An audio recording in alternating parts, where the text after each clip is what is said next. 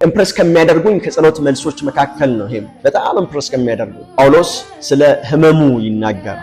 የሥጋዬ መጎሰሚያ የሚያሰቃየኝ ህመም ስለዚህ አለብኝና ስለዚህ ህመም ግን 3 ጊዜ ጸለይኩኝ ይላል። ስለ አይኑ ህመም 3 ጊዜ ጸለየ። እግዚአብሔር ግን መልስ መለሰለት እንደዚህ አለ፣ አልፈወሰው ጸጋዬ ይበቃሃል፣ ኃይሌ በድካም ይገለጣል። በቃ ጸጋዬ ይበቃሃል። ጤነኛ ሆነ ከምታገለግለኝ በላይ በሽተኛ ሆነ ስታገለግለኝ የበለጠ ክብር ይገለጥብሃል።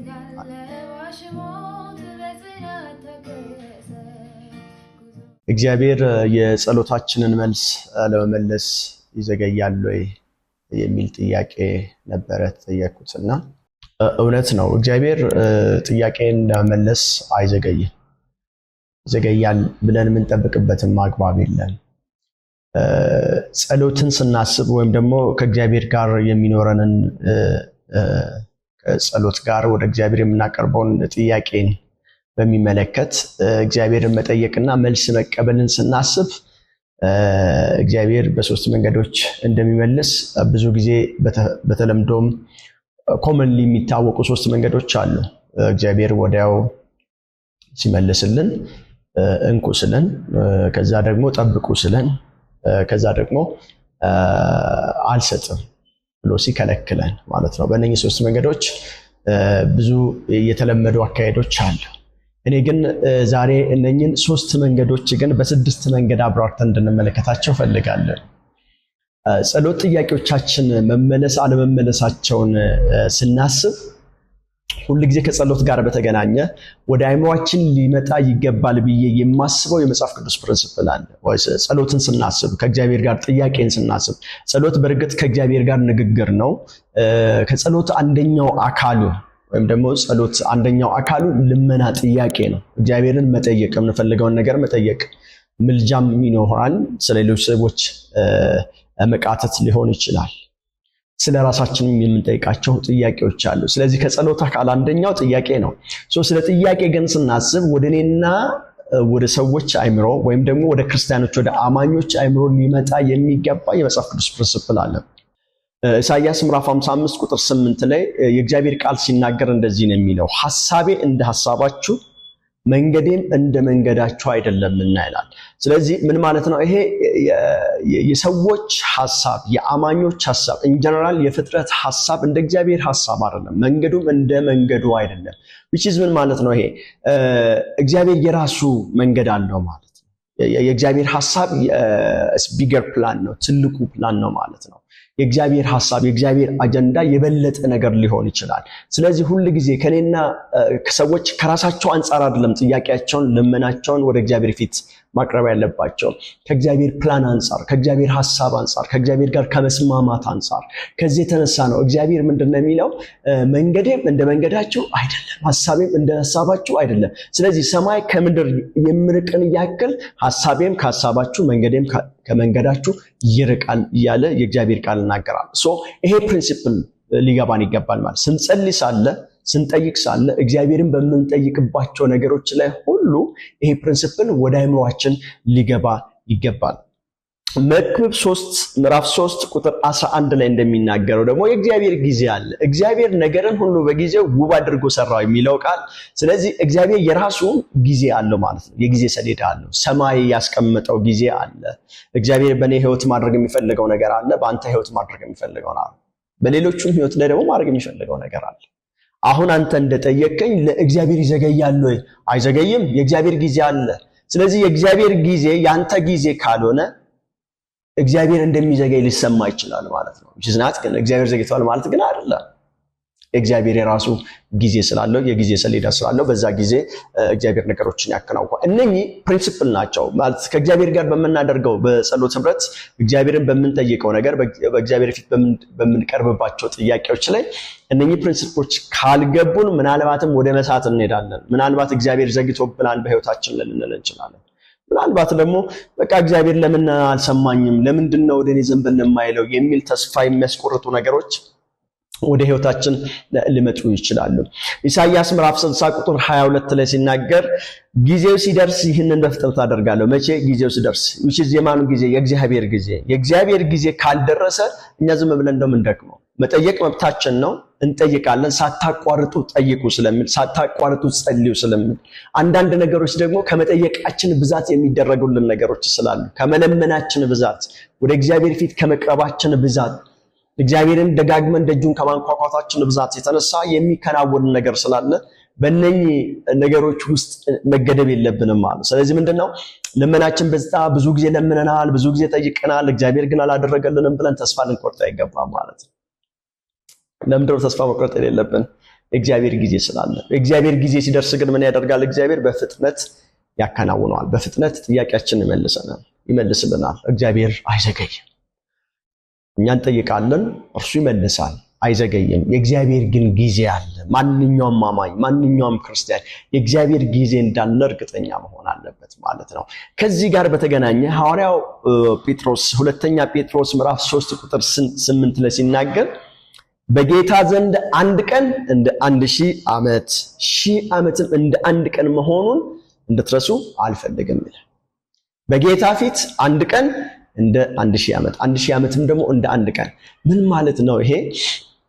ምናልባት እግዚአብሔር ብዙ ጊዜ እየጠየቅነውን፣ ብዙ ጊዜ እየለመንነውን፣ ብዙ ጊዜ በፊቱ ያቀረብነውን ጉዳይ በፍጥነት ሲያደርግልን፣ ሲከናወንልን እንረሳዋለን ማለት ነው። ብዙ ዓመት መለመናችንን እንረሳለን። ብዙ ጊዜ በፊቱ መቅረባችንን እንረሳለን። ያንን በሚያስረሳን ልክ እግዚአብሔር ወደ እኔና ወደ አማኞች ህይወት ይመጣል ማለት ነው። እንደጠየቀኝ ወደ አንተ ህይወት የሚመጣው እግዚአብሔር በሱ ጊዜ ነው። አንተ ምናልባት ብዙ ቀናትን ለምን ይሆናል፣ ብዙ ዓመታትን ለምን ይሆናል።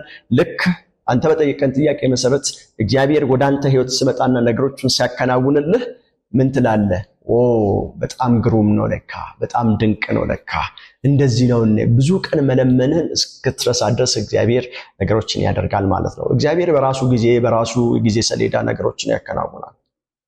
ግን የእግዚአብሔር ጊዜ ሰሌዳ ማለት የኛ ጊዜ ሰሌዳ አይደለም። የኛ ጊዜ ሰሌዳ ማለት ደግሞ የእግዚአብሔር ጊዜ ሰሌዳ አይደለም። እኛ ሁሉንም ነገር የምንቀበለው የለመነውን የጠየቅነውን ነገር በእግዚአብሔር ፊት ያቀረብነውን ነገር የምንቀበለው በእግዚአብሔር በጊዜ ሰሌዳ መሰረት ነው። ከዚህ ጋር በተገናኘ ቀደም ከጠቀስኳቸው 3 መንገዶች ላቅ ባለ መንጉዝ ዘርዘር ባለ መልኩ እግዚአብሔር ለጸሎትን የሚመልስባቸውን 6 መንገዶች እንመለከታለን። ዛሬ እግዚአብሔር በ6 መንገዶች ጸሎታችን እንዴት እንደሚመልስ እንመለከታለን። ከዛ በፊት ግን በጣም እርግጠኛ መሆን ያለብን የኛ ጊዜ ማለት የእግዚአብሔር ጊዜ እንዳልሆነ ሁሉ ጊዜ ለራሳችን ልንነግር ይገባል። የኛ ጊዜ ማለት የእግዚአብሔር ጊዜ አይደለም። የእግዚአብሔር ጊዜ ነው የኛ ትክክለኛ ጊዜያችን። ስለዚህ በእግዚአብሔር ጊዜ የጸሎታችንን መልስ ለመቀበል ሁሉ ጊዜ ታክተን መጠበቅ እንዳለብን መጽሐፍ ቅዱስ አበክሮ ይነግረናል። የዘገየ ሲመስለን ደግሞ ሌላኛው ፕሪንሲፕል የዘገየ ሲመስለን እግዚአብሔር እኛን እየሰራን እንደሆነ የጸሎታችን መልስ እንድንቀበል መሸከም እንድንችል እንደ እግዚአብሔር ሐሳብና ፈቃድ ማስተናገድ እንድንችል እግዚአብሔር እኛን እየሰራን እንደሆነ እርግጠኛ መሆን አለብን። ዘገየ ሳይሆን በእርግጥ እግዚአብሔር እኛን እየሰራን እንደሆነ ልናቅ ይገባል። የጸሎት መልስ፣ የጸሎት ጥያቄ የዘገየ ሲመስል በእርግጥ ዘግይተው አይደለም። እግዚአብሔር ተቀባዩን እየሰራው ሊሆን ይችላል። ተቀባዩ ካልተሰራ የጸሎት መልስ አለቦታው ስለሚወድቅ እግዚአብሔር አልፋና ኦሜጋ ስለሆነ አስቀድሞ እነኚህ ነገሮች ይሰራቸዋል። ሁሉ ጊዜ ደግሞ አንድ ነገር እርግጠኛ መሆን አለብን። እግዚአብሔር ራሱ እርግጠኛ እንደሆነ የጸሎታችንን መልስ የሚመልስልን፣ ጥያቄያችንን የሚፈታልን፣ ቋጠሯችንን የሚፈታልን፣ የጠየቅነውን ሁሉ የሚመልስልን አምላክ እርሱስ ለመመለስ እርግጠኛ እንደሆነ እኛ ደግሞ እርግጠኞች መሆን ይጠበቅብናል። ከዚህ ጋር በተገናኘ የመጀመሪያውን ለምሳሌ እግዚአብሔር እንዴት ይመልሳል? ከ6ቱ መንገዶች አንዱን እንመልከት። እግዚአብሔር እሺ በማለት ይመልሳል። ወዲያው እንካ ይልሃል፣ እንኪ ይልሻል። ሪኩዌስት ግራንትድ ነው ማለት ነው። አሁን ሪኩዌስት ግራንትድ ነው። ወዲያው ጥያቄ እንጠይቃለን፣ ኢሚዲየትሊ እግዚአብሔር መልስ ይሰጣል። እና ከዚህ ጋር በተገናኘ አንደኛ ሳሙኤል ምዕራፍ 30 ላይ ሳኦል እያሳደደው በፍልስጤማውያን መካከል በሚኖርበት ጊዜ ጽግላግ በምትባል ከተማ ይኖር ነበር። የፍልስጤም ንጉስ ያንም አገር ሰጥቶት ጽግላግ ነበር ይኖር የነበረው ከወገኖቹ ጋር እና በዛ ጊዜ ፍልስጤማውያን አግዞ ጦርነት ልሰለፍ ሄዶ ነበረ። ከዛ ተመልሶ ወደ ጽግላግ እስኪመጣ ድረስ አማሌቃውያን ከተማይቷን ገብተው አቃጥለው ሽማግሌን፣ አሮጊትን፣ ሕፃናትን የቀረው ማንም ሰው የለም ንብረቶቻቸውን አቃጥለው ሁሉንም ይዘው ምርኮ አድርገው ይዟቸው ሄዱ እና ወደ ጽግላግ ጦርነቱን መሳተፍ የለብም ተብሎ ከተነገረው በኋላ ወደ ጽግላግ ሲመለስ ዳዊት ከወገኖቹ ጋር አብረው ከተሰለፉት ጋር ጽግላግ ሲደርስ ግን ከተማይቷ ሙሉ በሙሉ ጋይታለች። ሙሉ በሙሉ ማንም የቀረ ሰው የለም። ሕፃናት ተወስደዋል፣ ሚስቶች ተወስደዋል፣ እናቶች ተወስደዋል፣ አባቶች ተወስደዋል። የቀረ ሰው የለም። በዚህ ጊዜ ከሱ ጋር አብሮ የዘመቱ የዳዊት ወገኖች ዳዊትን ሊበሉት ሊገሉት ደረሱ። ያን በዛ ሰዓት ላይ ግን እንደዚህ አለ፣ ካህኑን አብያታርን ኤፉዱን አምጣልኝ አለ። ኤፉዱን ለበሰ።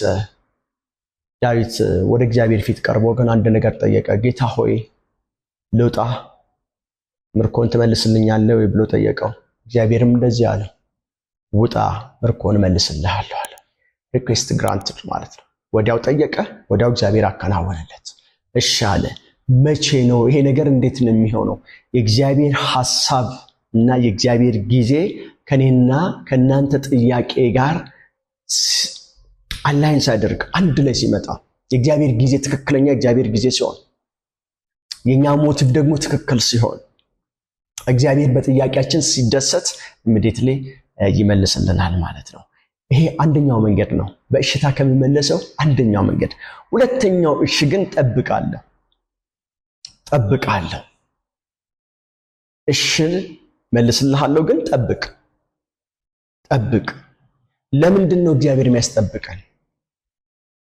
እግዚአብሔር ከጥያቄያችን ጋር ተስማምቷል። ጥያቄው በእግዚአብሔር ፊት ሞገስ አግኝቷል። እግዚአብሔር በራስ ግን አሁን ሊሰጠን ግን ፈቃደኛ አይደል። አሁን ሊሰጠን አይፈልግም። ለምንድን ነው አሁን ሊሰጠን ያልፈለገው? ይሄ የእግዚአብሔር ጊዜ አይደለም ማለት ነው። ጥያቄው ትክክል ነው፣ ግን የእግዚአብሔር ጊዜ ግን አይደለም። ስለዚህ እግዚአብሔር ጥያቄውን ለመመለስ ፈቃደኛ ነው፣ ጊዜውን ግን መጠበቅ አለብን።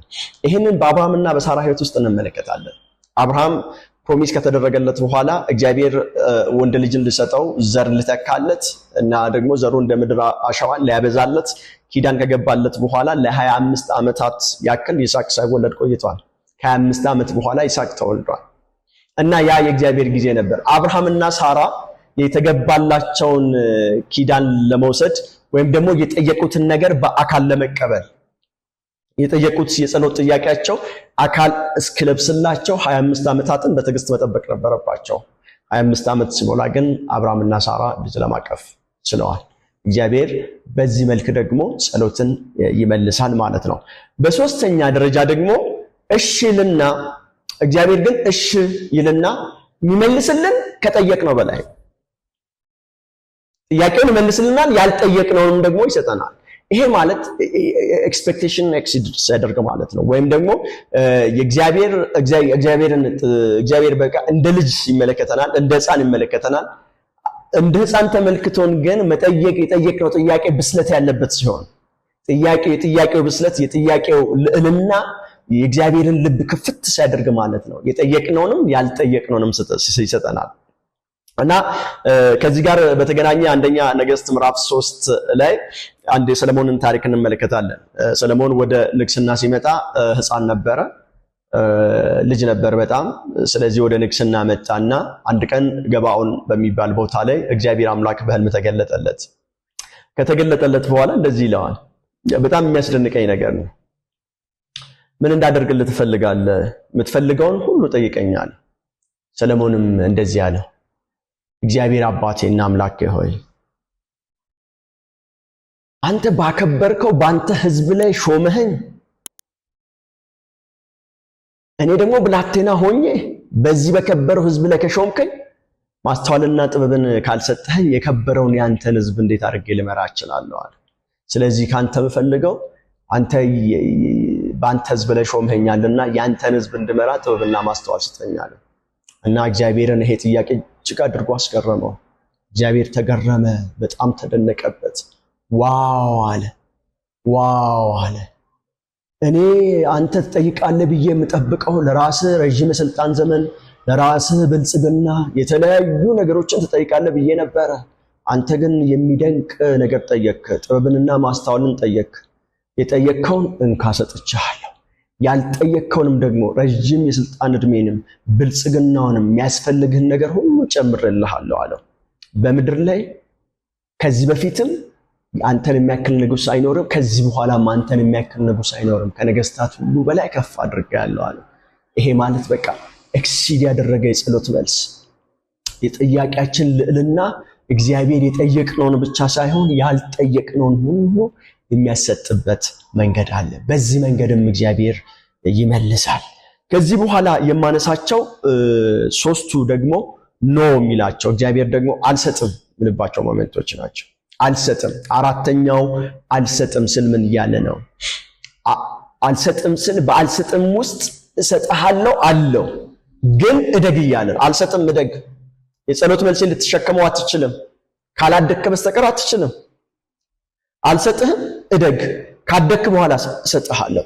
ይሄ በጣም ኢምፕረስ ከሚያደርጉኝ ከጸሎት መልሶች መካከል ነው። ይሄም በጣም ኢምፕረስ ከሚያደርጉኝ ሰዎች በደንብ አድርገው ሊያስተውሉ ከሚገባቸው ወይም ደግሞ ጥያቄን በምናቀርብበት ጊዜ ከእግዚአብሔር ጋር እንደዚህም ሊሆን ይችላል እኮ ሞቲቫችንን እንድንፈትሽ የሚያደርግ ነው። ውስጥ ያለው ጸሎት ስንጸልይ ወይም ደግሞ በእግዚአብሔር ፊት ጥያቄ ስናቀርብ ሞቲቫችንን በደንብ አድርገን እንድንፈትሽ ከሚያደርጉ ነገሮች መካከል አንደኛው ይሄ የጸሎት መልስ ነው። ይሄንን እስቲ ከመጽሐፍ ቅዱስ ውስጥ አንደኛ ሳሙኤል ምዕራፍ 1 ላይ ሐና የምትባል ሴት ትገኛለች። እቺ ሴት መካን ነች፣ ልጅ አልነበራትም። ወይራስ ጣውንቷ ግን ፍናና ልጆች ነበሯት። ባሏን ለሷ እጅግ መልካም ቢሆንም እንኳን ልጆች ስለሌሏት ባሏን እጅግ አድርጋ ትጨቀጭቅ ነበር። ባሏ እንደውም በጣም ተማሮ ምን አድርጌ ነው የምትይኝ? እኔ ልጅ መሆን እችላለሁ? በቃ እኔ እኮ ከብዙ ልጆች አልበልጥብሽም፣ ለምንድን ነው በቃ ሰላም አትሰጪኝ ብሎ ሁሉ ሲናገር መጽሐፍ ቅዱስ ውስጥ እናስተውላለን። እና እቺ ሴት ግን ብዙ ጊዜ ለ19 ዓመታት ጥያቄውን አቅርባለች። ጥያቄው የልጅ ጥያቄ ነው። ልጅ ነው የምትፈልገው። ወይስ ግን ሞቲቫ ግን ትክክል አልነበረም። ሞቲቫ ልጅ ቢሰጣት እግዚአብሔር ልጅ ቢሰጣት እርሷ ምን ለማድረግ ነበር ልጅ የምትፈልግ የነበረው? ፍናና በጣም ታስቀይማት ስለነበረ፣ በጣም ታናድዳት ስለነበረ እኔ ልጅ አለኝ፣ አንቺ ልጅ የለሽም፣ አንቺ እኮ መካን ነሽ፣ እኔ ልጆች አሉኝ ተመልከች እያለች በጣም አድርጋ ታቃጥላት ስለነበረ መልሳ ፍናናን መበቀል ነበረ። ሞቲቫ ፍናናን መቀበል እንጂ ልጅ እንዲኖራት ወይም ደግሞ ልጁ በቃ ኖርማል የሆነ ልጅ እንደማንም ሴት እንዲኖራት አይደለም የፈለገችው። በቃ ልጅ እንዳገኘች ወዲያ ወደ ፍናና መሮጥ ነበር የምትፈልግ የነበረው። ከ19 ዓመት በኋላ ግን በራላት። አንድ ቀን ግን ጸሎቷን አስተካከለች። እግዚአብሔር እንደዚህ አለችው፣ ጌታ ሆይ ልጅ ከሰጠኸኝ እኔ ልጄን መልሼ ላንተ ሰጥሃለሁ፣ በቤተ መቅደስ ውስጥም ያገለግልሃል አለችው። አሁን ከእግዚአብሔር ጋር ተስማማች። ሞቲቫ ለእግዚአብሔር መልሳ መስጠት ነበር፣ መቀበል መስጠት ነበር። ያኔ በእግዚአብሔር ፊት ጥያቄዋ ሞገስ አገኘ፣ ልመናዋ ሞገስ አገኘ፣ የለመነችውን አገኘች። ካገኘች በኋላም ወደ እግዚአብሔር ቤት መልሳ ስታመጣ እንመለከታለን። ስለዚህ አንዳንድ የጸሎት ጥያቄዎቻችን እኛ እንድናድግ የሚጠብቁ ናቸው። መልሱ ለመመለስ እግዚአብሔር መልስ ሊሰጠን የኛን ማድግ ይፈልጋል። እኛ ልናድግ ጥያቄውን በምንሸከምበት ደረጃ ሞቲቫችን ትክክል እንዲሆን ደግሞ ይፈልጋልና ከዚህ የተነሳ ብዙ ጊዜ የጸሎት ጥያቄዎች የማይመለሱባቸው ጊዜያትን እናስተውላለን። አምስተኛው አልሰጥህም ግን የተሻለ እቅድ አለኝ። አልሰጥህም፣ የጥያቄን መልስ አልሰጥህም፣ የለመንከውን አልሰጥህም ግን የተሻለ ነገር አለ። ይሄ አልሰጥም ከማለት ያለፈ ነገር በጣም የሚገርመው አሁን ከእግዚአብሔር አንፃር ነው። ከእግዚአብሔር አንፃር እግዚአብሔር አንተ ለመንከውን እኔ አልሰጥህም ግን እኔ ደግሞ የተሻለ ነገር አለኝ ብሎ ስል ይሄንን በምሳሌ ላስረዳችሁ ፈልጋለሁ። በምሳሌ ባስረዳ ሁለተኛ ቆሮንቶስ ምዕራፍ 12 ላይ ጳውሎስ ስለ ህመሙ ይናገራል። የሥጋዬ መጎሰሚያ የሚያሰቃየኝ ህመም ስለዚህ አለብኝና ስለዚህ ህመም ግን 3 ጊዜ ጸለይኩኝ ይላል። ስለ አይኑ ህመም 3 ጊዜ ጸለየ። እግዚአብሔር ግን መልስ መለሰለት፣ እንደዚህ አለ፣ አልፈወሰውም። ጸጋዬ ይበቃሃል፣ ኃይሌ በድካም ይገለጣል። በቃ ጸጋዬ ይበቃሃል። ምን እያለ ነው እግዚአብሔር? እኔ የተሻለ ፕላን አለኝ፣ እኔ የተሻለ እቅድ አለኝ፣ የከበረ ነገር አለኝ። በአንተ ጤነኛ ሆነ ከምታገለግለኝ በላይ በሽተኛ ሆነ ስታገለግለኝ የበለጠ ክብር ይገለጥብሃል አለ ጳውሎስ። ስለዚህ ነገር ሲናገር በኔ ላይ ከተገለጠው መገለጥ የተነሳ እንዳልታበይ የሥጋዬን መውጊያ ሰጠኝ ይላል። ስለዚህ እግዚአብሔር ለበለጠው ፕላኑ ጳውሎስ እንዳይታበይና ከእግዚአብሔር መንገድ እንዳይወጣ ከተገለጠበት ጸጋ የተነሳ ከጸጋ ስጦታዎቹ የተነሳ እና በእርሱ ላይ ያለው ከመገለጡ ጸጋም የተነሳ ብዛት የተነሳ ታላቅነት የተነሳ እንዳይታበይ የሥጋውን መጎሰሚያ ወይም ደግሞ ትዕቢቱን በረድ የሚያደርግለትን ነገር ሥጋው ላይ እንዳስቀመጠ መጽሐፍ ቅዱስ ይናገራል። ይሄ ማለት ግን አልሰጥም በማለት ውስጥ የከበረ የእግዚአብሔር አጀንዳ እንዳለ የከበረ የእግዚአብሔር ፕላን እንዳለ ማሳያ ሆኖ ተመዝግቧል። የመጨረሻውና ስድስተኛው አልሰጥም የሚለው ጥያቄ የጥያቄ መልስ እግዚአብሔር አልሰጥም ብሎ ይመልሳል። በቃ አልሰጥም request denied ማለት ነው። በቃ አልሰጥም ማለት ጥያቄው ትክክል አይደለም ማለት በቃ እግዚአብሔር በፍጹም አልሰጥም ካለ አልሰጥም ኖ request denied ካለ ጥያቄው ትክክል አይደለም ማለት የጠየቅነው ጥያቄ ትክክል አይደለም ማለት ነው። እና በጣም የሚገርም አንድ መጽሐፍ ቅዱስ ታሪክ አለ እዚሁ ማቴዎስ ምዕራፍ 20 ላይ ቁጥር 20 ገደማ የዮሐንስና የያዕቆብ እናት ሰሎሜ የዘብዴዎስ ባለቤት ኢየሱስ ክርስቶስን አንድ ጥያቄ ጠይቀዋለች። እባክህ አንዱን ልጄ በመንግስትህ አንዱን ልጄ በቀኝህ ሌላኛውን ደግሞ በግራህ አድርግልኝ ብላ ይህንን ጥያቄ ኢየሱስ ክርስቶስን ጠይቃለች። ኢየሱስ ክርስቶስ ግን ይህንን ጥያቄ ኖ በማለት ይመልሳል። አልሰጥም፣ ጥያቄሽ ትክክለኛ አይደለም፣ ይህ ጥያቄ ትክክል አይደለም፣ ጥያቄሽ ነው ትክክል አይደለም። ስለዚህ ሪኩዌስት ዲናይድ አበቃ አይሰጥም ብሎ ይመልሳል። ስለዚህ እግዚአብሔር ጥያቄዎቻችንን በስድስቱ መንገድ ሲመልስ እግዚአብሔር መልሶታል። እግዚአብሔር አሁን አልመለሰም የምንለው ጥያቄ የለም። እግዚአብሔር ጥያቄን አልመለሰም ማለት አንችልም። በየትኛው መንገድ ነው የመለሰው የሚለውን ነው እኛ አንደርስታንድ ማድረግ ያለብን። እግዚአብሔር ጥያቄን በተለያየ መንገድ ይመልሳል። አልሰጥም ስልም መልስ ነው፣ ሲሰጥም መልስ ነው፣ ሲያዘገይም መልስ ነው፣ የበለጠ ፕላን አለኝ ስልም መልስ ነው። ቶታሊ ደግሞ ፈጽሞ ይሄ ነገር ማይሆን ነገር ነው አልሰጥም ስል ጥያቄውን ትክክል አይደለም ብሎ ስልም መልስ ነው። እግዚአብሔር የማይመለስበት ጊዜ የለም። ስለዚህ ምን ማለት ነው? እግዚአብሔር የኛን ጥያቄ ለመመለስ አይዘገይም። የዘገየ ሲመስለን ግን እኛን እየሰራን ነው። እግዚአብሔር ጥያቄን የሚመልሰው በስድስት መንገዶች ነው።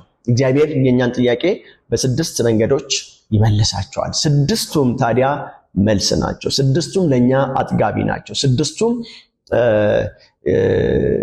ኮምፕሌን ማድረግ የሌለብን ናቸው። ሲሰጥም አሜን ነው፣ ሲከለክልም አሜን ነው። እግዚአብሔር ጥያቄዎቻችንን የሚመልሰው ለራሱ ለቢገር ትልቅ ለሆነው አጀንዳው ነው። እግዚአብሔር ለሚመልስልን ለኛ ጥቅም ለሱ ደግሞ ክብር እንዲሆን ነው። ለሱ ክብር የማመጣ ከሆነ እግዚአብሔር አይመልስም። ስለዚህ እግዚአብሔር የራሱ ጊዜ አለ ጥያቄን የሚመልስበት። እግዚአብሔር የሚከለክልበትም ጊዜ አለ፣ የሚያዘገይበትም ጊዜ አለ። እንድንሰራ ሲፈልግ፣ እንድንሸከም ሲፈልግ፣ ለከበረ አገልግሎት ደግሞ እንድንዘጋጅ ሲፈልግ ትክክለኛ ጊዜ ሲሆን ጥያቄያችን ከአጀንዳው ከፕላኑ ጋር ከጊዜው ጋር ሲስማማ ደግሞ ኢሚዲየትሊ ወዲያውኑ የሚመልስባቸው ሞመንቶች አሉ። ስለዚህ በስድስቱ መንገድ እግዚአብሔር ጥያቄዎቻችን ሲመልስ መልሷቸዋል እንጂ ዘግይቷል ወይም ደግሞ አልመለሰም ማለት አንችልም። እግዚአብሔር አይዘገይም እናም አይቸኩልም። በጊዜው ነገር ሁሉ ውብ አድርጎ ይሰራል።